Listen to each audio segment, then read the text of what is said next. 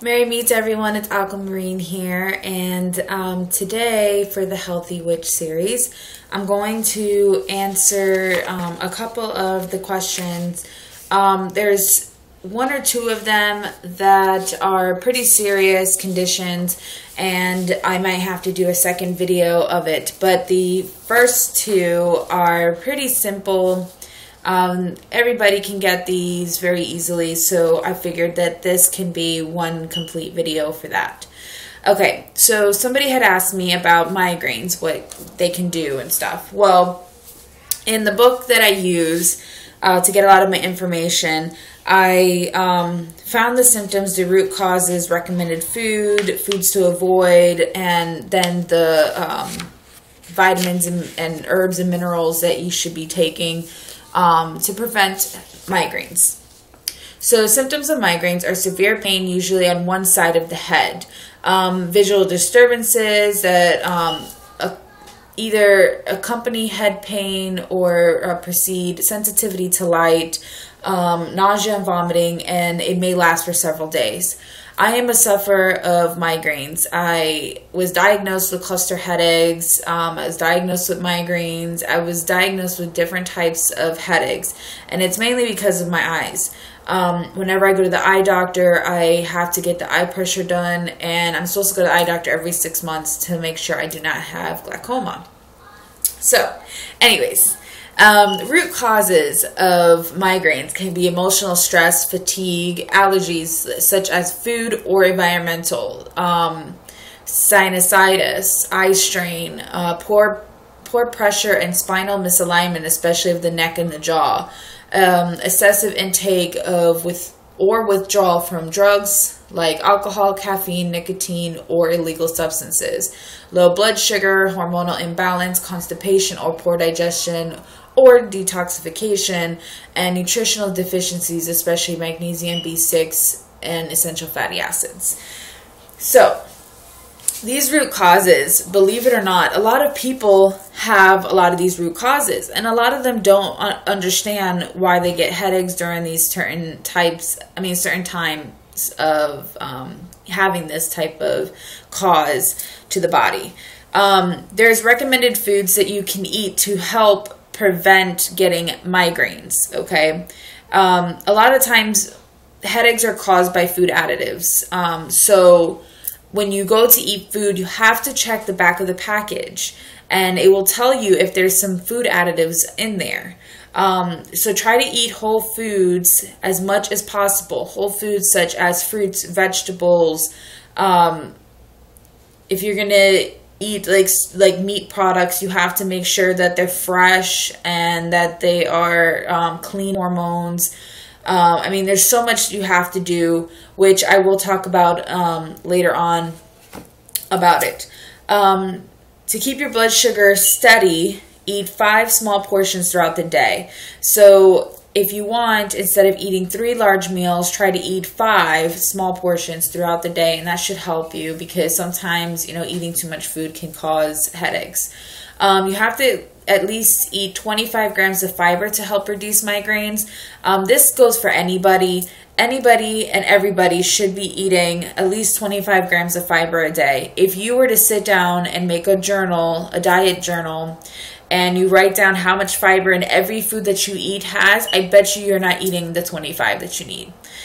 So a lot of times people tend to get constipated and stuff because of it. Drink water. I tell everybody, please drink a gallon of water a day. If you sweat a lot more, you need to drink, because the reason why you sweat is because your body's trying to cool down, and if you don't have the liquid, you can become dehydrated.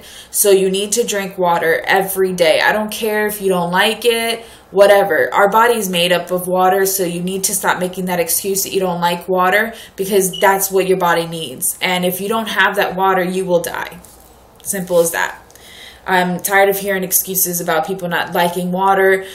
Then fine. If you don't like water, then you will have a lot of issues and a lot of failures to your body, and then you're going to be wishing that you listened. So, anyways, to prevent headaches, Include sources of calcium and magnesium, such as soy products. Green leafy vegetables, beans are rich in calcium. Green leafy vegetables and beans are also a good source of magnesium, as well as nuts, bananas, and wheat germ. If you're allergic to any of these foods, then avoid those foods that you're allergic to. So tend to go for, whatever that you can eat. Fish such as salmon and mackerel are rich in omega-3 fatty acids. You need to eat this 3 to 5 days a week. If you are either allergic to fish or you're vegetarian, you can do flaxseed oil. It's perfectly fine as long as you get the recommended dosage of the omega-3 in your system. Okay, foods to avoid. Since it may be food allergies, you need to be tested. The way to test is that they're going to put pricks on your arm, like little pinches down your arm with a needle, and they're going to put those certain food products or allergies to those holes where the blood is, and then they're going to test to see if you get itchy or something like that. That's how they're going to determine if you have a food allergy. So there's also a chance that you can eliminate. For instance, a lot of people that try to lose weight, if they can't after 3 weeks, it's because they have a food allergy. So what you have to do is you have to eliminate the most common forms of allergies, which is like dairy, corn, sugar, gluten, citrus fruits, nuts. I mean, there's so many different things that you can do to eliminate, to find out if you're allergic. The way to do that is by, after 3 weeks of not eating that specific food, slowly bring it back and see if your body will reject it. And if it does, then that means that you're allergic to it. Okay, foods that have triamine or phenylalanine. Yeah, phenylalanine. Triamine can be found in cheese, chocolate, citrus fruits, coffee, cold cuts, herring, smoked fish, wine, alcohol, sausage, sour cream, and vinegar. So you need to be careful with those.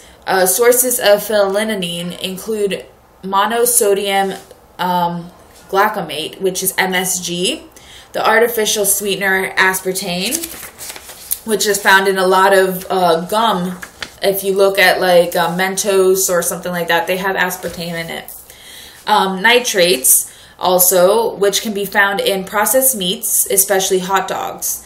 Avoid caffeine, alcohol, and sugar products. Do not consume sugary foods. That means cakes, cookies, candy, anything like that. Do not consume them.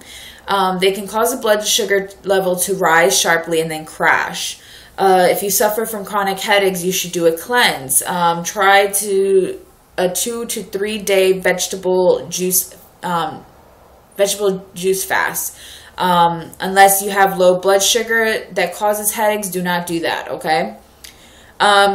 Stuff that you can take that is recommended by this doctor in the book. It's butterbur. You take a standardized extract of 75 milligrams twice daily. If you see something that says that's concentrated extract or anything else other than standardized extract, it's because it's not as strong. So you need to take the standardized extract. Children can take up to 50 to 75 milligrams twice daily if it's a child that has these migraines. Studies have demonstrated that this herbal extract prevents headaches in both adults and children. Magnesium. Magnesium is an important mineral that everybody needs, and you could take 200 milligrams 2 to 3 times daily.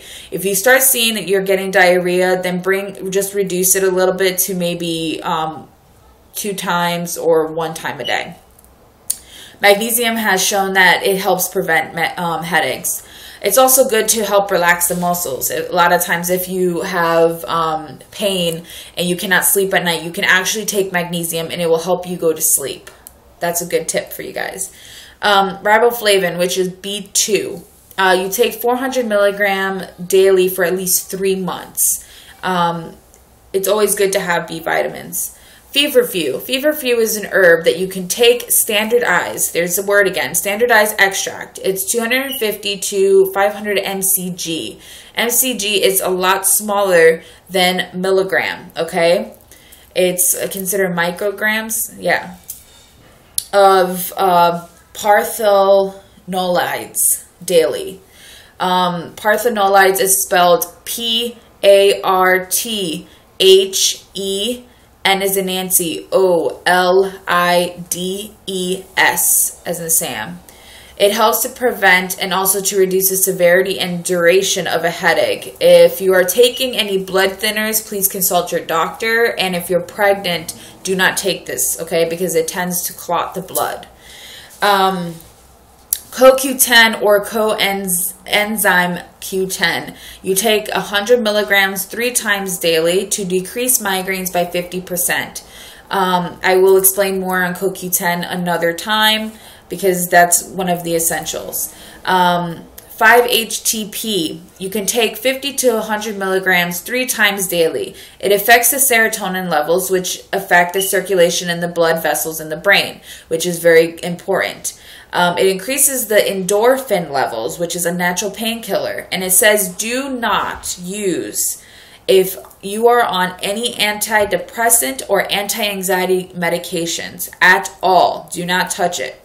Fish oil. Take 5,000 milligrams of fish oil or 1 tablespoon of flaxseed oil daily.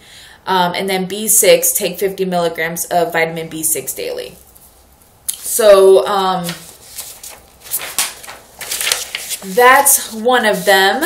Now, the second one that I have here is dandruff.